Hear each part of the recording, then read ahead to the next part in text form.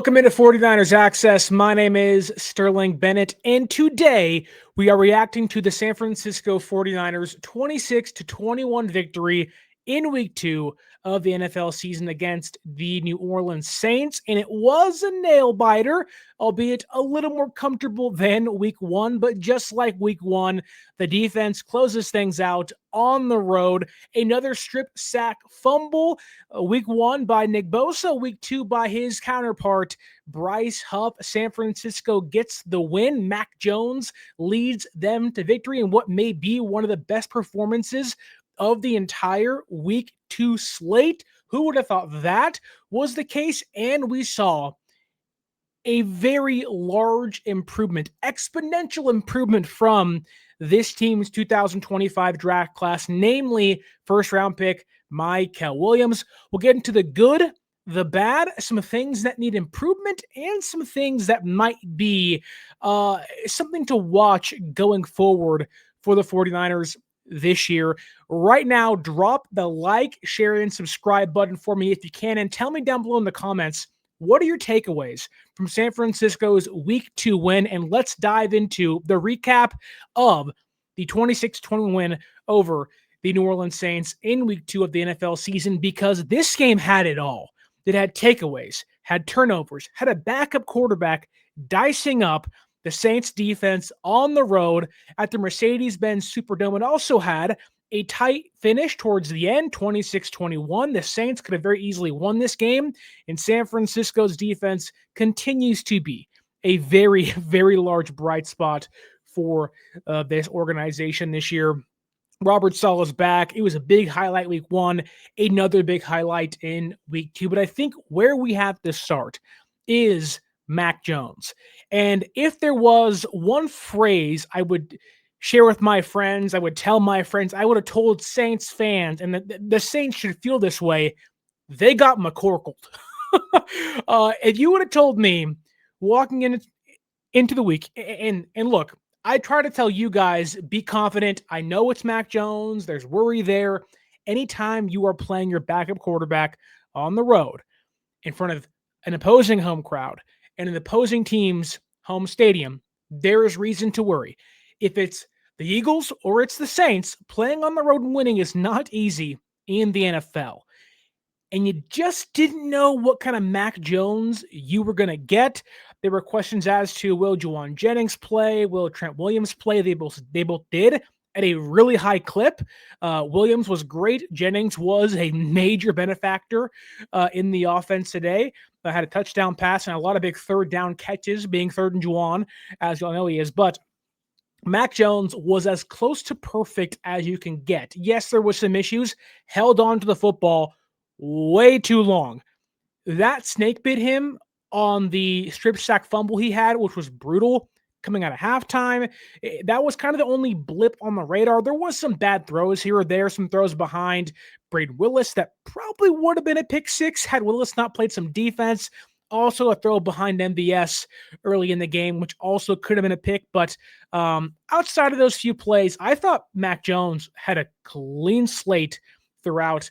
Finished the day with 66.66667 completion percentage, 26 for 39 for 279 passing yards, 3 touchdowns, no interceptions, was sacked 3 times, but also rushed 6 times for 6 yards, but had a big 12-yard run, which McCorkle was out there juking some dudes, albeit it was once.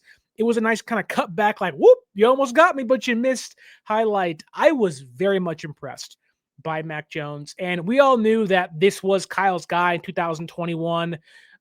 Whether it was John that talked him out of him, at least that's the rumor, right? That Kyle wanted Mac Jones. And you can see why.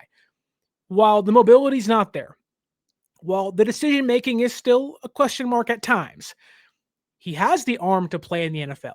Mac Jones, without, remove the history he has playing for defensive head coaches, having no true, real offensive guru to help him play, not great teams around him to help elevate his play at times. He has the archetype, the build, the body, the skill set physically, again, minus the running, to play in the NFL. to be a starting caliber quarterback in the NFL. There's a reason why he went 15th overall to the Patriots back in 2021. They believed he could play. In his first year, went to the Pro Bowl as a reserve, went to the playoffs, got his lid blown off in the playoffs, but still, he has accomplished some things that really Trevor Lawrence hasn't done much of. Justin Fields hasn't done much of. Trey Lance certainly hasn't done much of.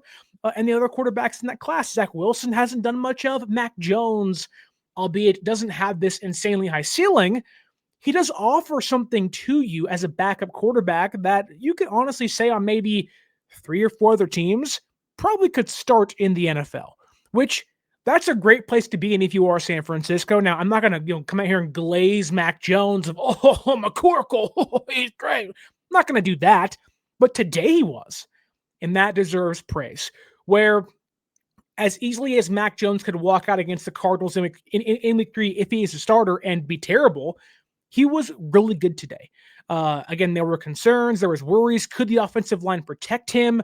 I would have told you, had Mac Jones dropped back 39 times, in which he did in this game, either San Francisco was trailing by a ton and they were playing catch up, or they were in a close race and one score, 1 point. Like, he had to be out there throwing the football, where the first play of the game was a play action bootleg, and albeit it got blown up by the Saints defender, Shanahan showed utter confidence in Mac Jones to go out there, operate the offense, find guys open, throw guys open. There is no fear. Where you saw San Francisco against Seattle at times, like, let's stabilize this mess. And it's not a knock on Brock Purdy. Brock Purdy's a better quarterback. He's paid for the right amount of money. He's earned that money. He is this team's franchise quarterback. If you have any inkling of wanting to start the, Mac Jones might be the guy, quarterback controversy, end it now. It's a bunch of BS. It's one game against the Saints. The Saints are a bad team. The Saints will show you some fight. The defense will give you something to, give you some troubles at times. But overall, it's a backup quarterback dicing up what will be one of the worst teams in football this season.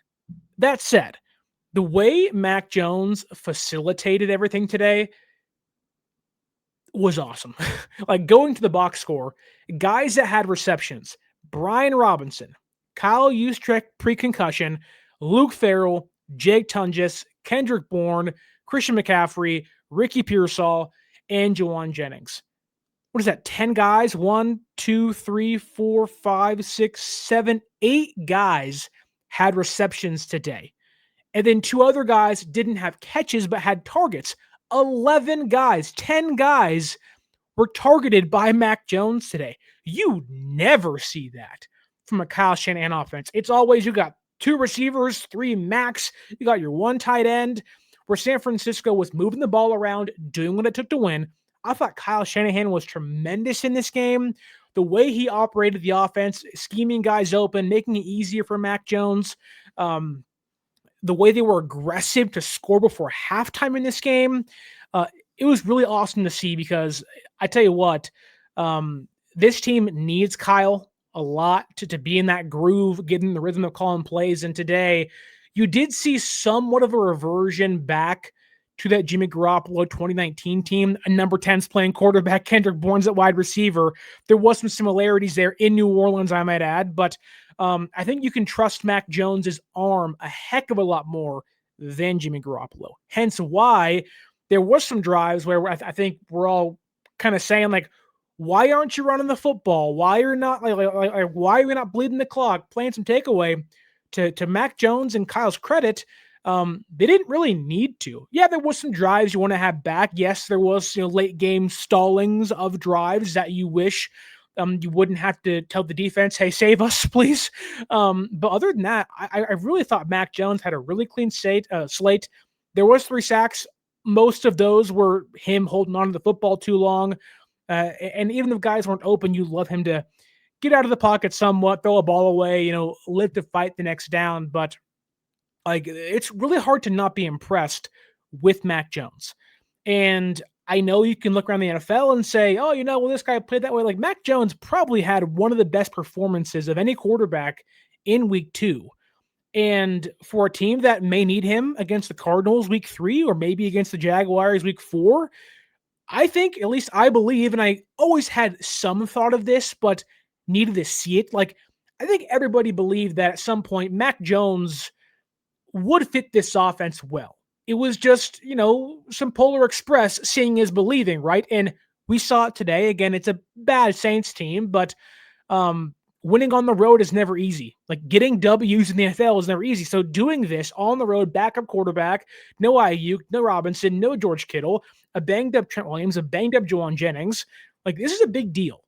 And I don't want to take this win lightly, saying, oh, it's a Saints, whatever. No, this is a big win for San Francisco. Obviously, in hindsight, when the season's over with, it may mean nothing, but that Saints team, had the Cardinals kind of hinging like, hey, what's going to happen? And the Cardinals this week, who San Francisco plays next Sunday, they almost gave the game up to the Panthers, in which they led 27-9, I believe. So the Cardinals, despite their hot starts, aren't really finishing football games out well. They lost some players due to injury, so we'll see how that goes. But did Mac Jones give you some more confidence that, while you want to have Brock Purdy out there and you believe he's the franchise quarterback and will be this team's quarterback for hopefully the next 4 or 5 years, Purdy being out, may not be the end-all, be-all, season over kind of injury that the NFL reports kind of made it out to be. Like, you heard, 5 weeks, and you're like, oh, crap. If Brock's out weeks 2 to 6, we're sitting here like, you're going to be 1-6, 1-5 going into week 7. Like, what's going on? Whereas now I think at least a lot of us, including myself in this, now that you've seen it, do you believe that Mac Jones, albeit will make mistakes, will have some bad balls, will fumble in inopportune times, and may not be able to finish off drives every single time, that against the Cardinals, against the Jaguars, maybe against the Rams, albeit the latter not as much so as the first two, that Mac Jones can competently run the offense and win you some football games. Now, I think the way they started the game offensively was ugly. They kind of got bailed out a lot defensively early in this game, where that first drive for the Saints, they were moving the football downfield.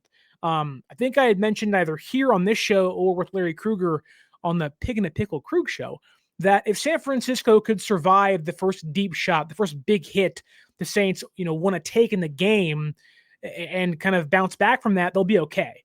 Because the Saints, they have some speed, Rashid Shaheed being the big part they have, or the big piece they have. And San Francisco's defense against the defense against the Seahawks gave up a couple big plays, mainly at a JSN. And today, the Saints, same thing.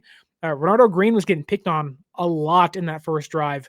Gave up the big near 40-yard reception to Rashid Shaheed on 2nd and 10, put them in the red zone essentially, and or at least on San Francisco's side of the football field. Then later, Green kind of slipped on a crossing route from Olave, and then Olave drops wide open touchdown pass.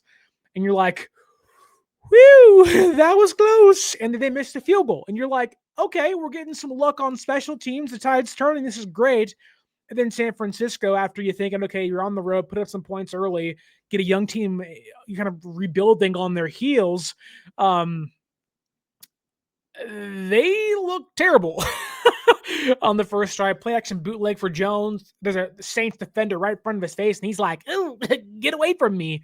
Then Jones misses low to Tungus on the second play. Then he kind of throws into coverage to Jauan Jennings, and it's a punt. And you're like, okay, this is not like you started the game with the intention of we're going to run the football. Christian McCaffrey, Brian Robinson, Kyle Juszczyk, and you throw 3 consecutive times, which funny enough was kind of indicative of how the game was going to go for them, throwing 39 times in it. But the way the game started, definitely, I'm sure, had you and myself sitting there like, well, it's going to be a long Sunday.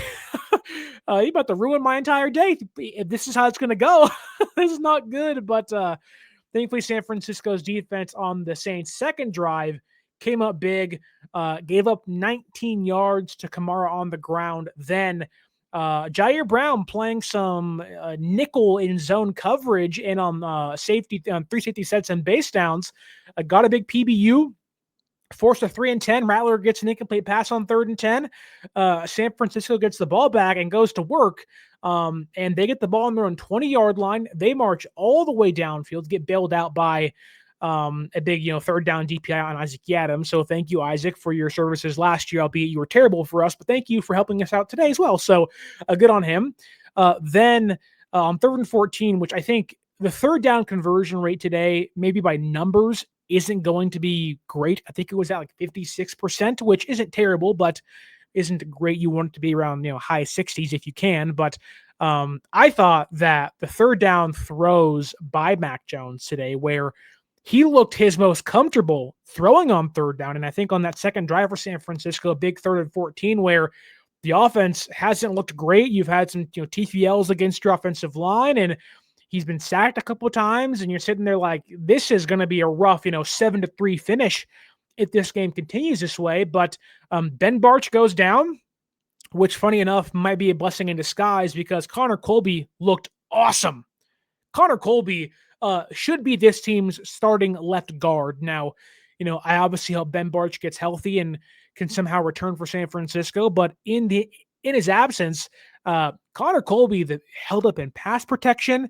There was a couple whiffs here or there, but overall, you saw the line go from really shaky, inconsistent, which I'm not putting on Ben Bartch himself. It's not his fault. There's 5 guys up there, but the offensive line went from this is bad, this is like, oh my God, like Joe Burrow is going to be out for months because of turf toe. Brock Purdy has, albeit not a severe injury, but like that's the future. You can't fix this thing.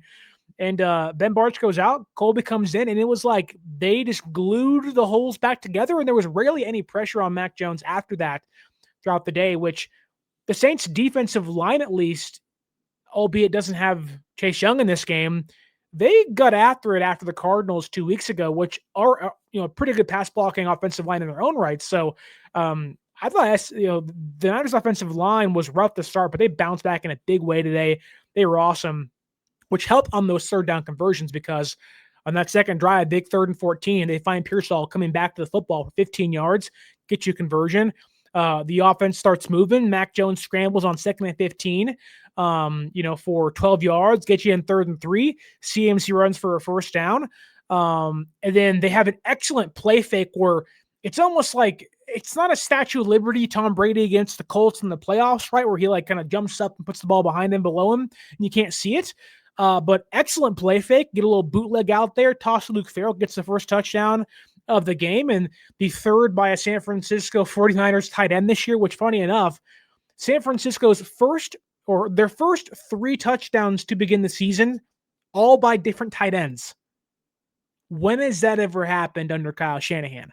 You've had a Kittle touchdown, you had a Russ Dwelly touchdown, but maybe a Jordan Reed one in 2020, but we have not seen 3 separate tight ends under George Kittle score a touchdown in the first 2 weeks, let alone a season.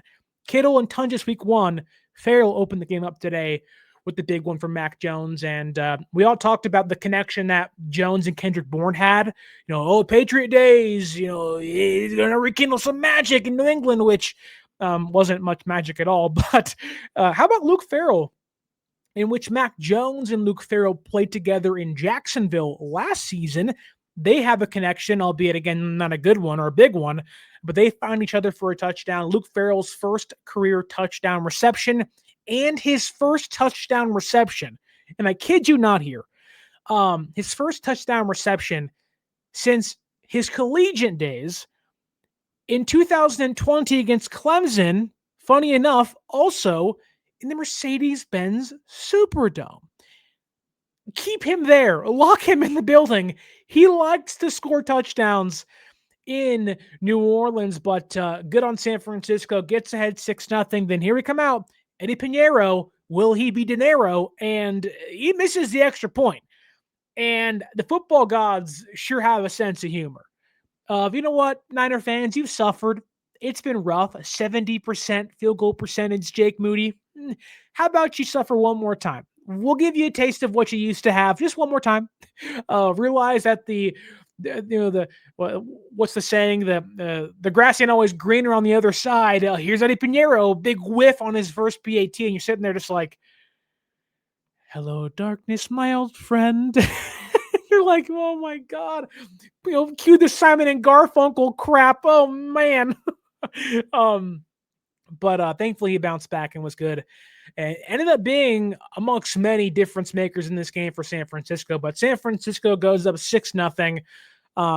And they, after that drive, despite having a backup quarterback in and playing on the road, had control the entire game after that. Again, there was some drives where you kind of felt a little, here we go. Like, here's the end.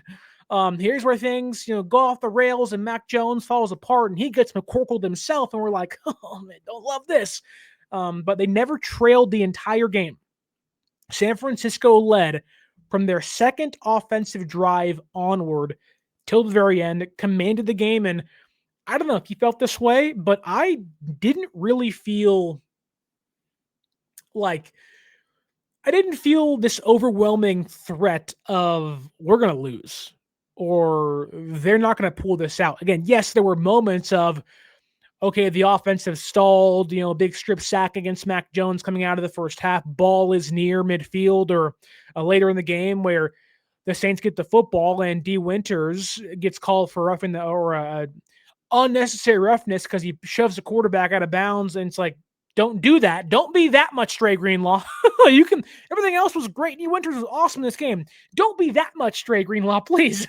But then Fred Warner gets a big fumble, and it's like, hey, like whenever things seem to get out of line, there's a play that happens that kind of gets them back in order, which wouldn't happen last year. And this defense continues to be a big saver. But I thought Mac Jones, going back to the quarterback for a second, was awesome in this game.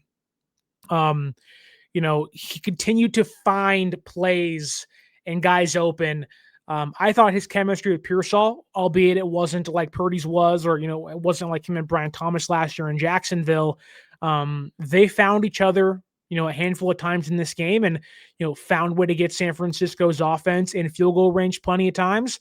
And the big highlight really is Jauan Jennings, who, again, wasn't sure if he was going to play, kind of got the report he was going to try to on Saturday night and did play, obviously, in this game. But he also maybe got banged up, hurt his ankle, hurt his shoulder again, and there was concerns as to can he continue. And you can tell that if Jauan wasn't going to be out there, different game, because Kendrick Bourne didn't know the freaking offense. See, they had to call a timeout and not call for a delay game because he didn't know where to be on certain plays. So with time, but he was not ready. But thank God Jauan was, because Jennings was a godsend in this game. You kind of fast forward kind of later, San Francisco's ahead 9-0, and the Saints score a touchdown. And it was a great touchdown by Juwan Johnson, kind of back shoulder over Marquis Siegel. And it's okay, now we have a game. Like, here we go. This is a game now where it's 7-9. You're on the road. They have momentum. And there is a minute and 14 seconds left, right? The Saints have marched 12 plays, 84 yards, took off 5 and over a half minutes off the clock. You're on your own 21-yard line because Garendo, I believe, takes it out of the end zone. And you're like, what are you doing? You don't do that. Like Garendo, I love you. You're my boy. But like, you're also an idiot. You don't do that. Like, you're setting you up to fail. They have momentum. You're going to give it right back to them. Give them a quick 3-and-out. The Saints have 3 timeouts left. They could easily call up 3 timeouts and got the ball back with, 45 seconds, depending on how long the plays went for. But San Francisco overcomes the idiocracy of Isaac Garendo, I believe, and with on their own 21-yard line on the first play of that drive with, again, a minute and 14 seconds left. The first down play is a 13-yard connection to Jauan Jennings, kick things off. He fights off contact, runs around a defender, gets out of bounds, stops the clock. You have 1 first down already, a minute and 3 on the clock. You're at your own 35-yard line, essentially. They march, and I'm not kidding here, with a minute in, about 3 on the clock, all the way downfield, 77 yards on 9 plays, and 2 of the biggest ones were to Jauan Jennings, obviously.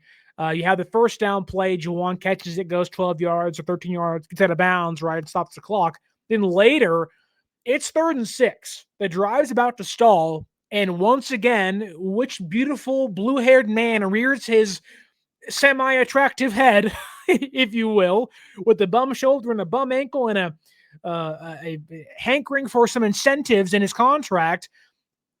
3rd and 6, Jones drops back, finds Jauan Jennings for 31 yards downfield. They get the clock stopped.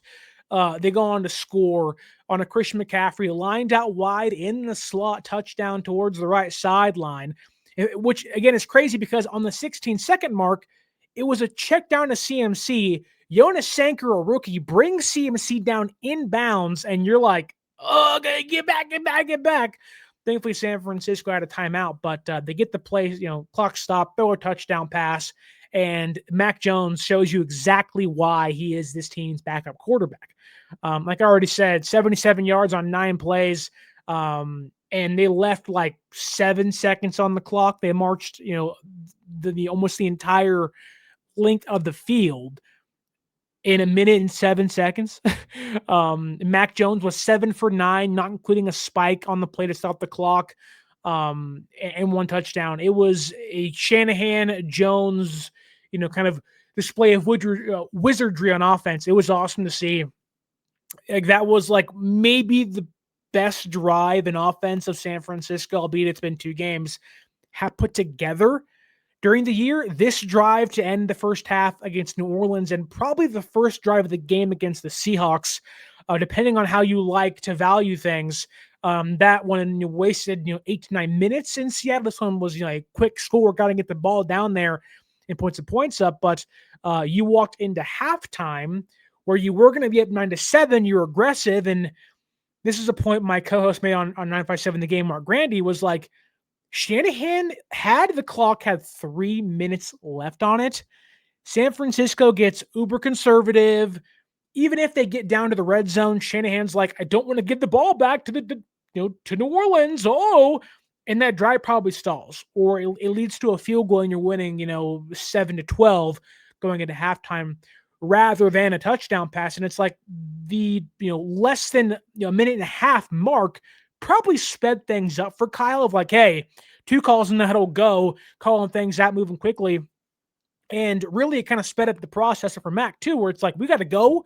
You see a guy open, throw the ball, make a play, which you can tell that Kyle and Mac operate well in that kind of portion of the game where it's like, hey, everything else out the window. We have to score. A minute and 14 seconds, we have to score right here. And it's almost like you block everything out. They get hyper focused. It's really almost like Jimmy Neutron, right? Where it's like brain blast, and he's like, all right, Goddard, let's go out there and score a touchdown. In this case, yes, Mac Jones is Goddard, and they go out there and they just find this kind of ethereal plane of offense and quarterback and head coach chemistry, and they go out there and put on a freaking masterclass before halftime's over. And I think let a lot of Niner fans taken aback, like, oh, we can do that with this. we can have that kind of offense with the backup quarterback. And obviously the rest of the game wasn't that easy, but it really showed you that San Francisco, when they needed to, could drive all the way down the field and score a touchdown. Again, Jauan was great in this game, had a huge touchdown later, but you like to hope that the next time San Francisco, which thankfully they have gotten the opportunity twice thus far to double up coming out of halftime. In this case, Mac Jones fumbles the football on a strip sack, which when I tell you that I don't know how Mac Jones did not see the edge rusher. He hikes the ball. The edge rusher beats McKivitz off the jump, okay? He's sitting there waiting. 3 seconds go by. McKivitz recovers, is holding up, trying to survive, Mac, throw the football. Mac, throw the football. I'm losing here. I don't know why I went all New York on you there for a second, but but then Mac is like, la-dee-da-dee-da. It's like, la-la-la-la-la-la-la-la-la, and then gets freaking hammered. And you're like, oh my God, Mac McCorkle. What are you doing, man? My grandmother could have made that play or known the edge rusher is coming. Just move to your left, scoot up in the pocket, move to your right, throw the ball away, and it's okay, man. But thankfully, that wasn't the biggest blip on the radar, albeit it did give the Saints momentum. It really, really, really did, because on the next drive, they were on San Francisco's 49-yard line. They score rather quickly. And the Niners defense gets them in 4th and 1 after an amazing tackle by D. Winters on a 3rd and 6 check down to Kamara. Winters was flying around today. Like, he looks every bit of the part of the next superstar for this defense. The pass coverage is there. The run defense has improved so much, where last year it was not like he was a much better coverage player than he was run defender. And this year, he's finally kind of taken his game up to the next level, where the pass coverage is still great, and so is the run defense. So you're seeing a more complete player on the field, where last year, there's a reason why Winters wasn't starting, albeit in retrospect, probably should have, because Devondre Campbell is not great and quit on the team. But he wasn't a complete player. So on 3rd downs, he would play, but on base downs, he couldn't. And now you're seeing a guy that's like, I can play 1st, 2nd, 3rd, and 4th down.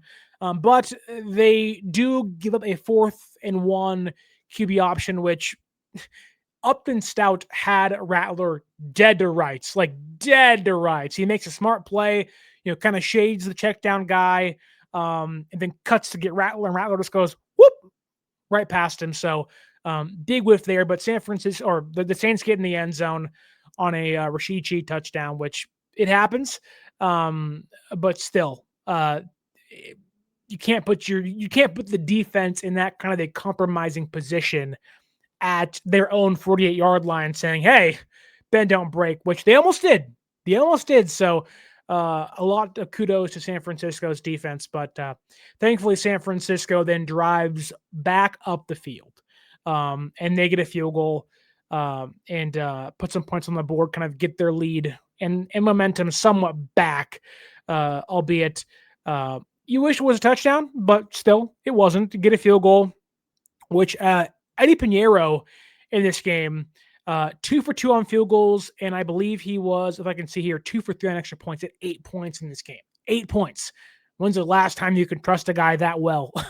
Like, even the Saints missed their kick, and Pinheiro was like, hey, I'll miss the PATs. I'm not missing the field goals, which, again, were the big difference maker in this game, amongst other things. But you get a field goal, and all of a sudden, here come the Saints again, right?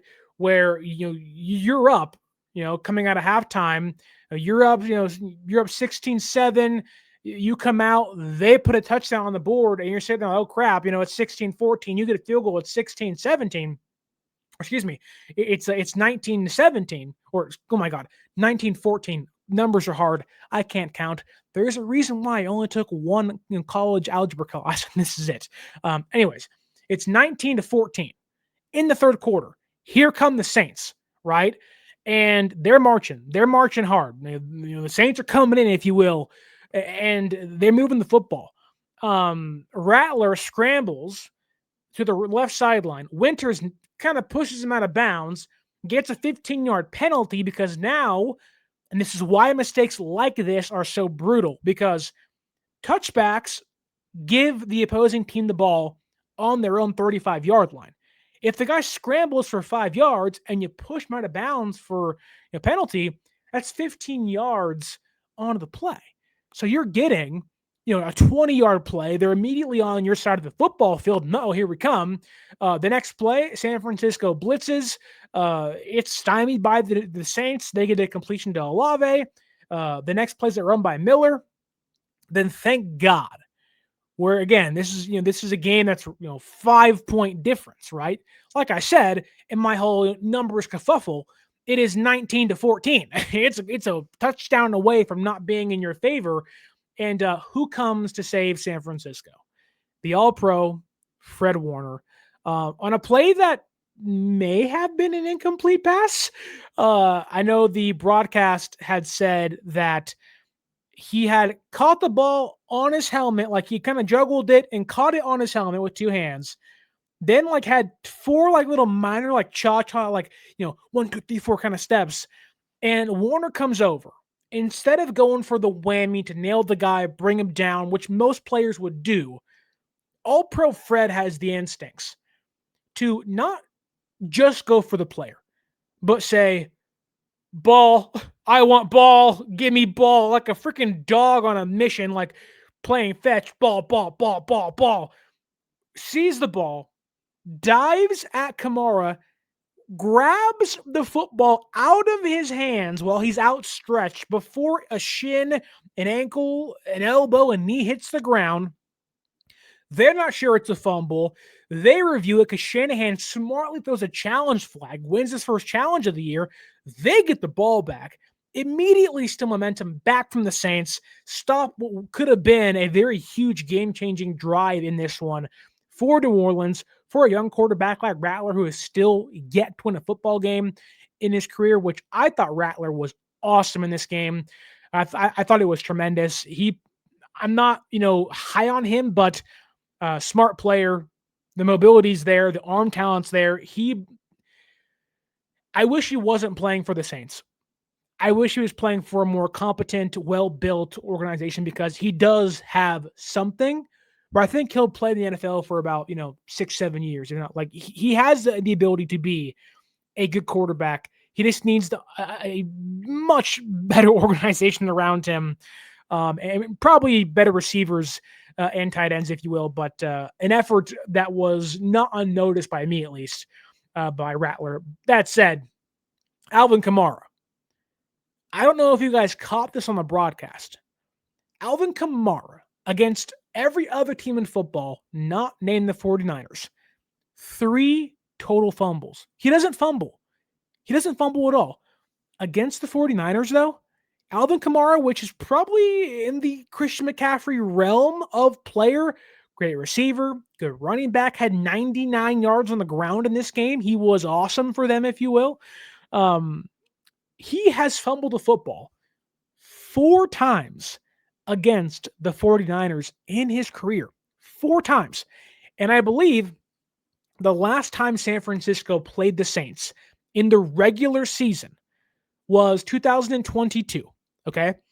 That's the game where it was Jimmy Garoppolo and Andy Dalton duking it out at Levi Stadium. San Francisco won that game 13-0 because Jauan Jennings went up, caught a big touchdown pass, fell in the end zone, and that was the difference maker. However, in that game, very similar situation, albeit they were in the red zone of San Francisco's in 2022.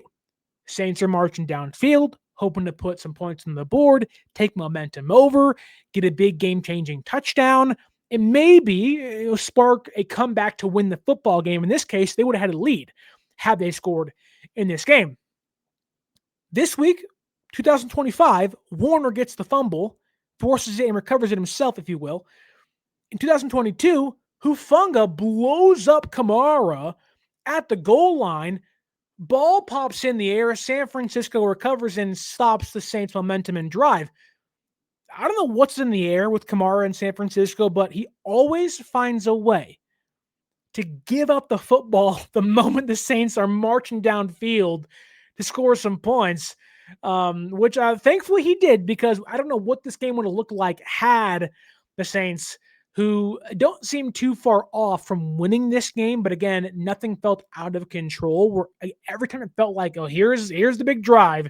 Here's where things get ugly. Here's where the backup quarterback, backup offensive weapons come into play for San Francisco. It wasn't the case at all. Warner saves the day, which now he has 9 forced fumbles since 2023.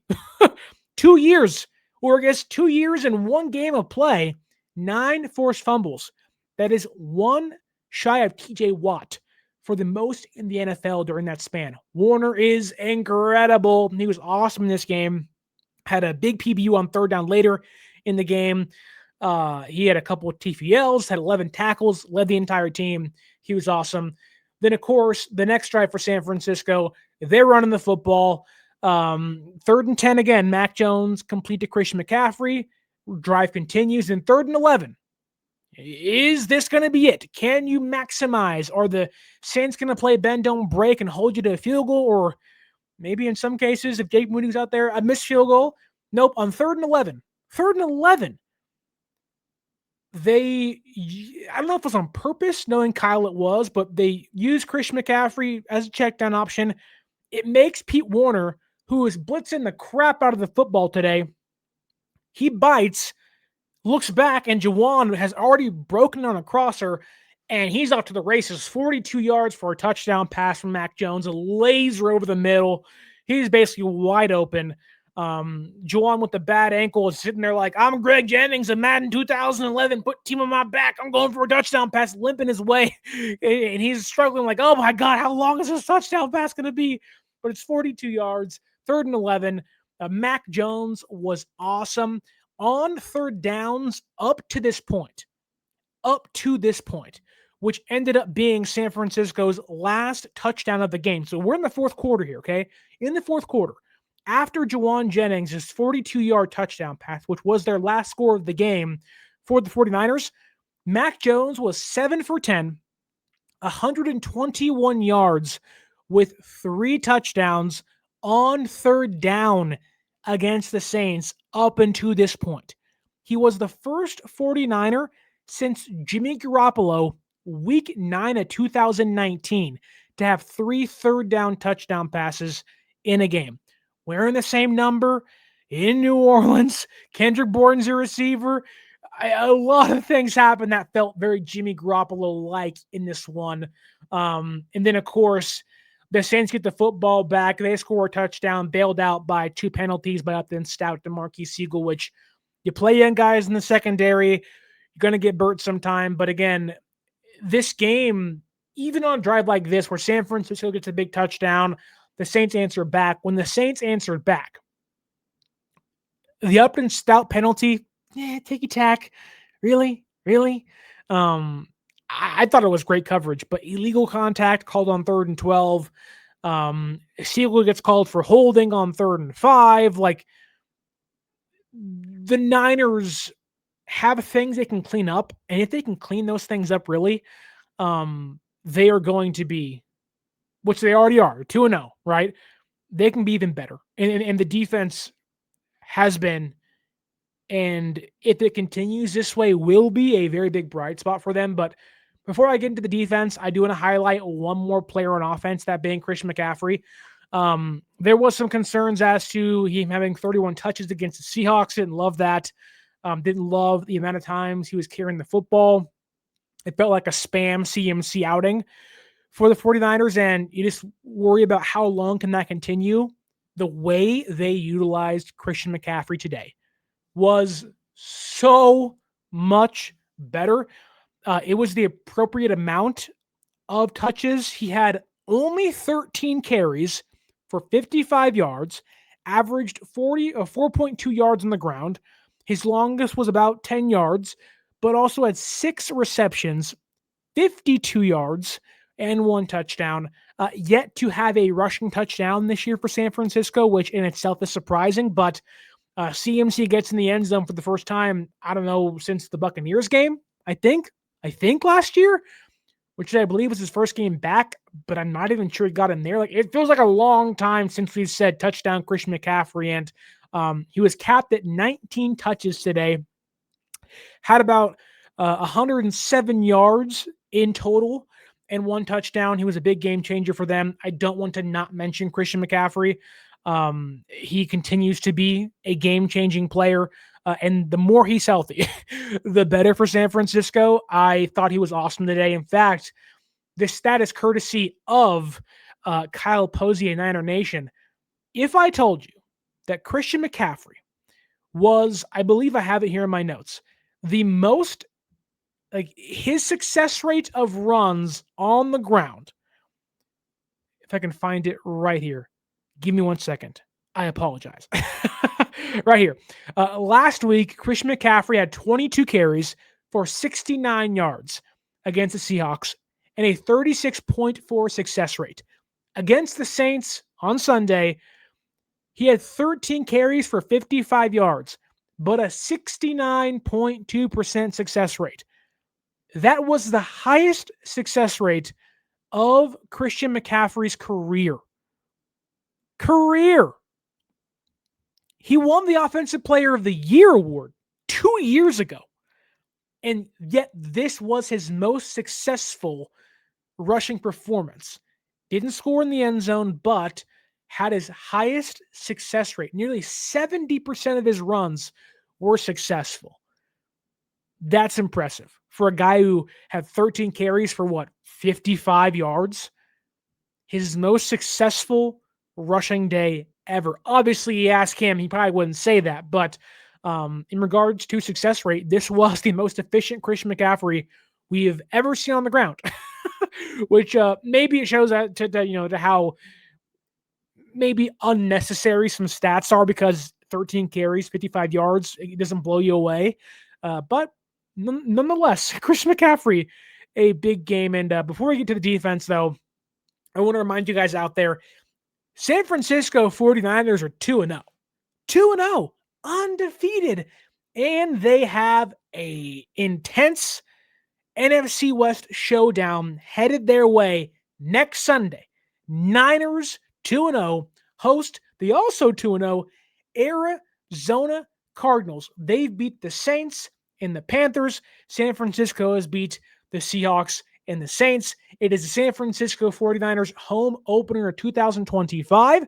And if you want to see them play live and in person, use our promo code 49ers Access. Whether it's Mac Jones, Brock Purdy, Jake Tunges, Christian McCaffrey, Kyle Juszczyk, Eddie Pinheiro Dinero, use our promo code 49ERSACCESS at SeatGeek.com, and you can save yourself $20 off your first purchase at SeatGeek.com. Get you some tickets, enjoy the discount, and watch your Niners live and in person. I love SeatGeek. My family loves SeatGeek. Concerts, sporting events, Niner games, any discount is the best discount. Things are expensive now. When you get free money, you take free money.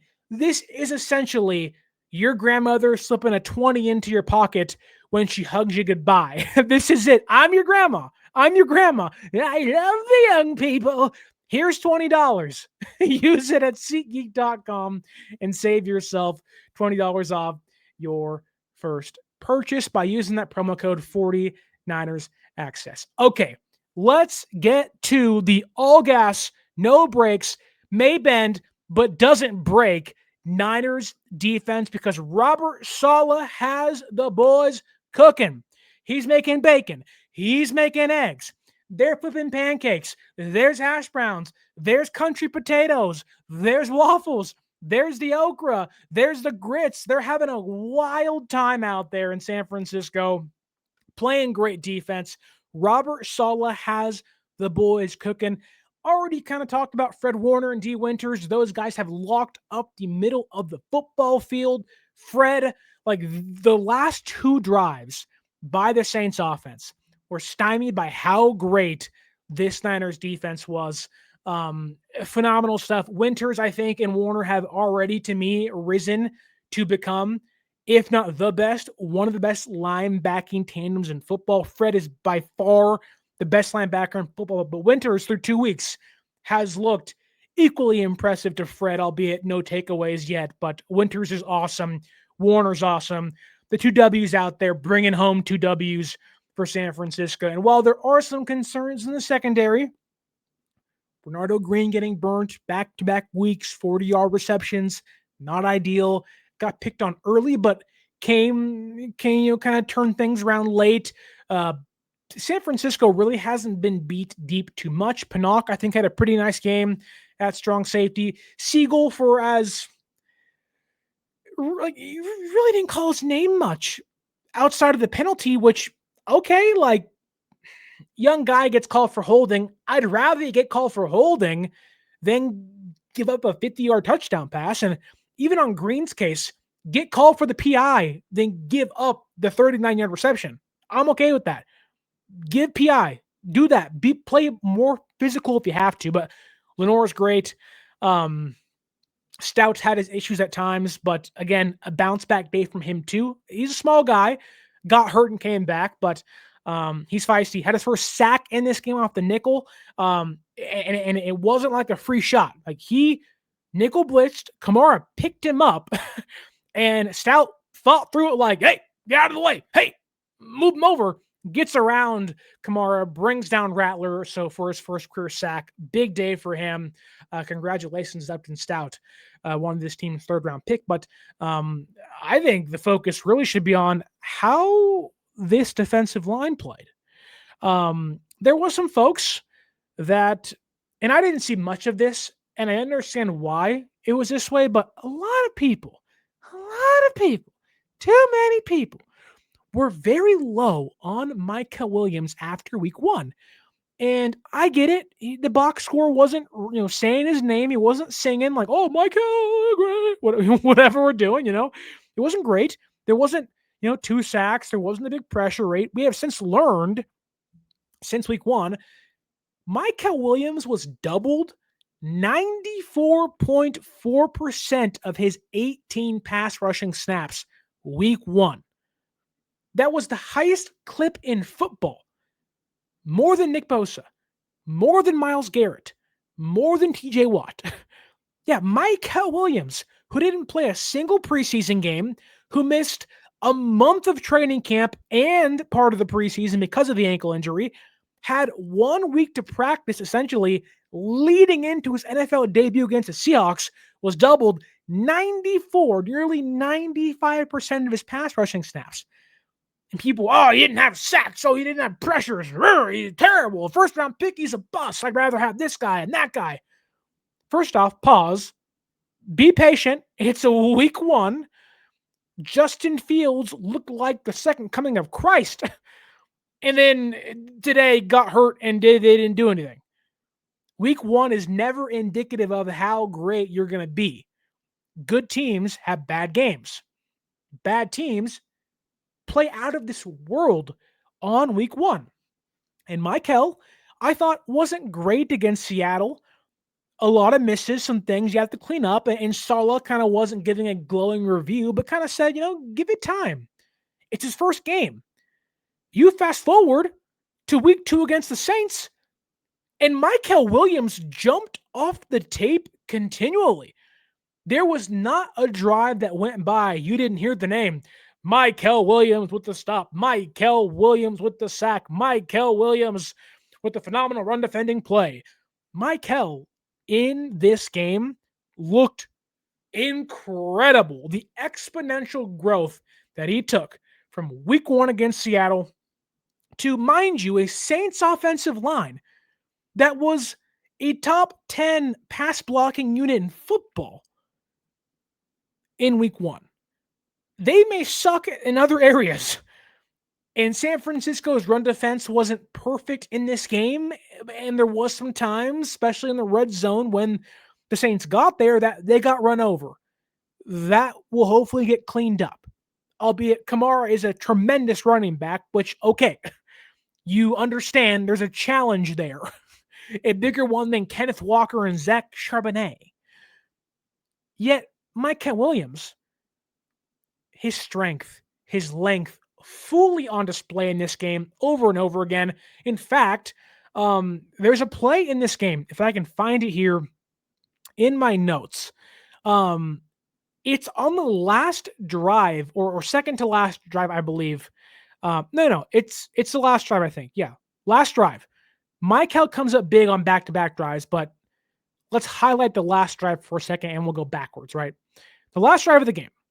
The Saints start the ball on their own 6-yard line.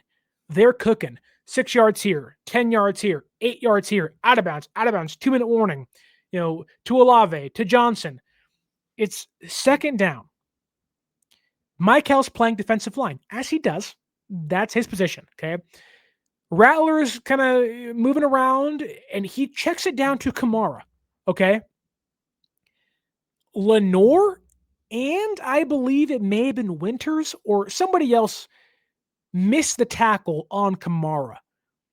Well, you're thinking, oh crap, he's by a cornerback and he's by a linebacker. It's the safety and that's it. If he gets by him, it's over. No. Who chases him down? Mykel Williams. Yeah, 6'5", 285-pound Mykel Williams chases down Alvin Kamara from behind, forces the Saints into a 3rd and 2, the 3rd and 2 in which Fred Warner gets the PBU, his one of the game, knocks it down, forces them into a 4th down. That next play, here comes Bryce Huff, bunt, sack, balls on the ground, game's over. Mykel Williams, in a way, set up, it was the beginning of 3 consecutive amazing defensive plays to force the Saints into a 3rd down.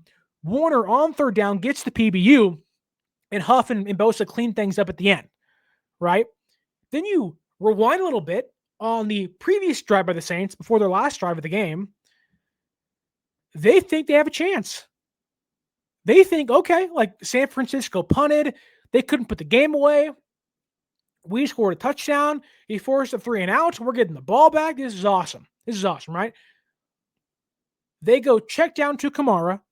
A tackle for loss by Khalid Davis. 3rd and 6. 3rd and 6. This is a manageable 3rd down for the Saints, okay? Who comes up big? Who gets pressure? Mykel Williams forces interior pressure in the middle.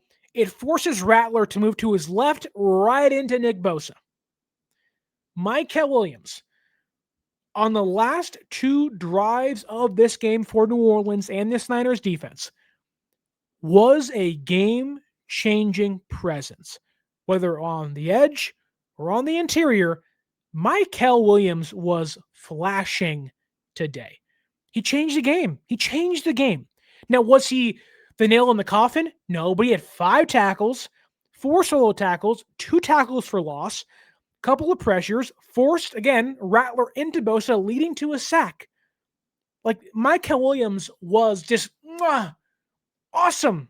1st-round pick stuff today, where all the detractors, he didn't get sacks, he didn't get pressures against Seattle. I get it, the Saints aren't great. Like, let's not forget that. But this is what you want young players to do. Learn, grow, get better. And he has 15 more games to go, mind you, so we'll see how it continues. But today, it's pretty good. Mykel was really, really good against the Saints, using his strength, using his power, using his motor, never giving up on plays, flashing and run defense where the PFF grade wasn't, kind to him week 1. It should be kind to him tomorrow. I know somebody out there, like I was getting into conversations in Twitter spats of, Mykel, he was double teamed, but he had zeros across the board. You double teamed means you're opening up space for people to do damage, just not yourself. That's his job. And today, Mykel was doing that too, but also doing some damage himself. So, love Mykel. Awesome today. I know I spent like an hour going over Mac Jones and what he did in the offense. Mykel Williams very easily could have led this show off with how good he was. Nick Bosa also as well. He saw Micah Parsons get paid big money. He said, hey, I'm going to hold out, but also I have to earn the holdout and get paid. Thus, I need sacks. 2 games, 2 sacks for him, getting home. Bosa also was incredible in run defense. Look, I get it. San Francisco's team stats weren't great. 121 yards on the ground given up today, 107 to running backs. Again, in 26 carries, not great. However, Nick Bosa, 9 tackles, 1 sack, 1 tackle for loss, 2 quarterback hits. Another great day from Bosa where, while this game was different than the Saints game where San Francisco held the ball for a long time against Seattle, or in this game against the Saints, it was more even. Of time, the TOP, time of possession, was more even. In this one, they continue to keep their defensive line fresh late in games where it's tight, need to stop, strip sack, fumble to end games, and that's happened back-to-back weeks for them. Thank God. But they're fresh. The motor's there. Like, they aren't gassed by the end of the game, where last year where you were poorly coached and you didn't have the personnel, and even now the personnel, albeit is different, isn't always better than what it was last year, although I think it is. There is unproven talent here Whereas last year it was more injured talent taking up space on your defense. They just look better. They're more fine-tuned. They're more fresh. The way they rotate guys in and out very much feels like 2021 all over again, when it was Key and Ebukam and Amenahue and Kerry Hyder and Bosa and all those guys in the middle, Armstead, all those guys taking up space for them. Albeit, again, there's growth to be had to reach that level of defensive play. They played extremely well through 2 weeks thus far. 2 weeks. They have, I believe, three or four takeaways if you count the kind of turnover on downs fumble. I don't count that, but so 3 takeaways, right? They have the two fumbles against the Seahawks, and then they have the one today. And they've only given up 34 points in 2 games. Now, it's the Seahawks and it's the Saints, but still, you average giving up 34 points in a 2-game stretch, you're going to win football games at 17 points a game. If your offense can't put up 20 in this day and age, like, you are going to win a lot of games doing that. And then I do want to end by highlighting Bryce Huff. There isn't many other guys to highlight too much of in this game. Again, there's some nice spots here or there. I thought even Alfred Collins, for as little as he has been playing or as little as production as he's giving you, also got a quarterback hit today. I was a little worried it might be late, but that is one other bright spot for them. Maybe some growth from Alfred Collins, their second-round draft pick, but Bryce Huff. The Eagles are actively paying him not to play for them and play for San Francisco. His get-off on the line of scrimmage changes everything for this defensive line. Yes, you love Bosa. Yes, you love Fred and Winters and the blitzing ability of those guys, stout and getting a sack. You love all that stuff. You love what Mykel brings to the table, and all that's true. But Bryce Huff, there was a play in this game, and I don't remember the exact down minute score, so forgive me, but there's a play in this game. Bryce Huff starts as the right edge rusher. If you're facing the Saints offense, he's on the right side of the defensive line. They pull him, stunt him, if you will, from the right side of the defensive line. 2 Niners defensive tackles push the center and the guard and the tackle out of the way. They pull Huff all the way around 2 defenders and 3 offensive linemen, essentially, giving him a free shot at the quarterback. It wasn't a sack, but it got pressure. It forced Rattler to make, run and make a play, if you will. That was awesome. The speed to get off, to get around that. They didn't have that last year. They haven't had that since D Ford. That's how long it's been. 2019. That wasn't Leonard Floyd. It wasn't Chase Young. It wasn't Ebukam or Key. To be able to pull your edge rusher past 3 offensive linemen and 2 D linemen and still get pressure, the timing it takes, the precision that takes, the speed it takes to get across the field that fast, it was like, whoa, we can do that now too? Okay. Oh, man, that's good to see. But then late in the game, there's a photo on Twitter. I see if I can find it, at least tell you who had it. Let's see if I can bring it up here. It's by Lord of Dankness, or the Gibster, if you will, the Gibster on Twitter. There's a photo. I think it's on the final strip sack fumble forced by Huff of the game. It's 4th down, right?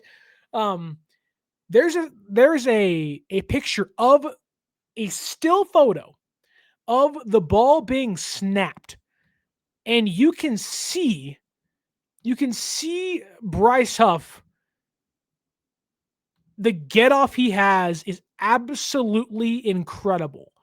I do want to show you guys on the YouTube, because it's insane what he's able to do. Let me see if I can find it for you guys really fast. It was awesome. It was like, holy crap. How did you do that? How was that possible? Where did we get that at? Like, whoa. Let's see if I can find it here on the YouTube screen. Right here. You can see the get off where I know it's not great, so forgive me. Here you go. You can see the get off right here. This you can see from the top of your screen. It's Bryce Huff, Mykel, Fred Warner, Nick Bosa, Samuel Kawanu. That's your front seven. D went to just behind Fred here, behind Mykel as well. The ball is being snapped. It's not even in Rattler's hands. Bryce Huff has already essentially passed the tight end playing on the line of scrimmage. The tackle hasn't even moved yet. The center's hand is not even up to guard the incoming defensive tackle. Huff is already past the blue marker on your screen. He blows by the tackle, gets the sack. It was incredible. It was incredible to see. It was like, oh my God. That is what you call a skill set this team and this defense desperately needs. I know that was kind of clunky for the audio listener, but go back and watch the highlight. Go back and look up the picture by the Gibster on Twitter. Lord of Dankness is his actual username, I believe. It is an impressive play. The get off Bryce Huff has, the ability to essentially beat the tackle, like know the snap count, that like it was like he knew it was coming, knew the snap count, timed it perfectly, bang in the backfield, boom, strip sack, game over with. And that is something where in previous years, and not even last year, 2023, 22, they really have not had that ability to beat tackles. And in this case, which is why it's so great, that's a second year, I believe, or at least a second year right tackle. They had a rookie left tackle and a second year right tackle, Felice Fuaga, who was injured. If there is a time to use Bryce Huff against a second year tackle who's ailing, it's then. Use his speed. He's not going to catch up to you. He can't even do it anyways. Get him now. And that's more to say the weapons this defense has. It jumps off the tape, the screen. You can see it. No matter how much in the last 2 weeks this offense has faltered, because San Francisco's offense in this game had 2 chances to at least put a field goal up and make this an 8-point game, to make it a little tougher for the Saints to tie it up, make sure they couldn't win it with one final miraculous touchdown drive. They couldn't do it twice. They failed both times. Albeit one of those plays was an excellent throw from Mac Jones and a great play call by Kyle. Jauan just couldn't haul it in. But the offense didn't get it done. The defense, both weeks, when the offense was struggling and maybe didn't waste too much time or didn't score enough or couldn't score late, this defense has never really made me worry. Where I feel like I'm watching an Allstate commercial. We're in good hands. Like, we're going to be okay. And yes, when the games get tougher against the Rams, and albeit Jacksonville lost again to the Jake Browning-led Bengals, that game will be tough. The Cardinals game will be tough. Mobile quarterback Kyler can make plays like crazy, right? The tests are going to get harder. But through 2 weeks, I feel like this Niners defense is, I don't want to say like the best in football. That sounds crazy. Like that's not what they are. But there is this sense of security, if you will, that they are going to win many games that maybe we thought they weren't going to win coming into the year. Or the concern of, the offense has to carry and the defense, is going to be young and unproven, not going to play well. Through at least 2 games, that's out the window. The defense is carrying. And the offense scored 26 points today, enough to win, mind you, but the defense is doing a lot of heavy lifting. And now you have a backup quarterback in there, and despite him playing very well, Cardinals coming to town. It's a big test.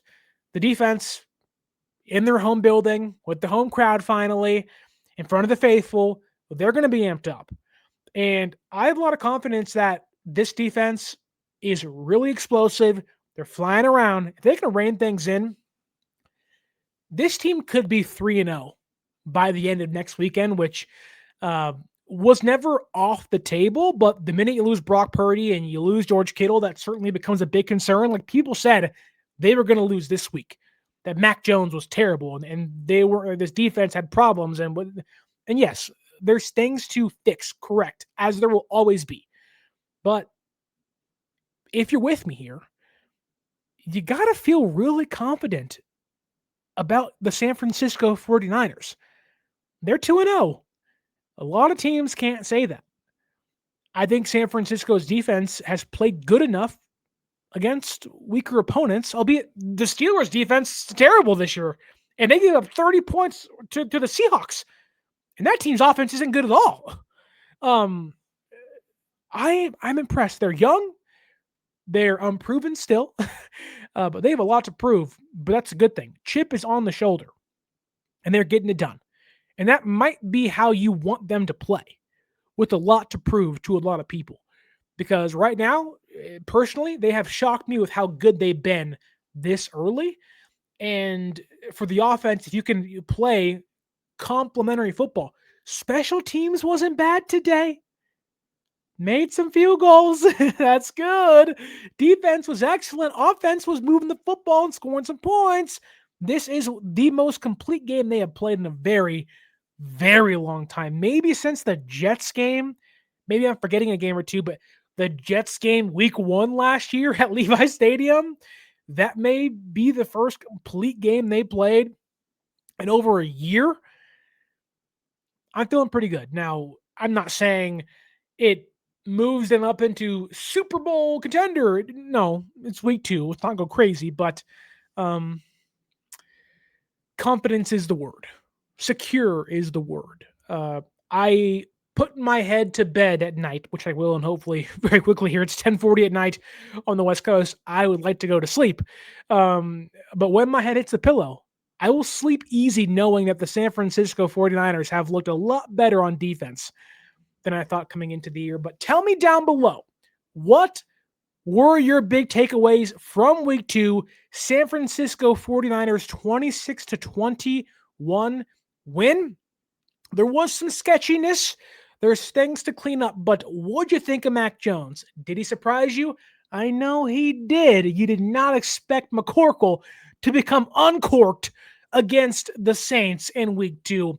Do you love what Jauan Jennings showed you? Are you bought into Mykel Williams? Are you saying, forget week 1, Mykel was a superstar in week 2, and hopefully he can carry it over into week 3? Where do you think the defense is? And tell me down below your takeaways from this game. Don't forget to follow us on social media at 49ers_access is the X or Twitter. 49ers.access is the Instagram. And you can use that promo code 49ersaccess, 49 ERSACCESS at SeatGeek.com to save yourself $20 off your first purchase. Niners win 26-21, advance to 2-0 early in the 2025 season. That's a great place to be. Undefeated. That's right.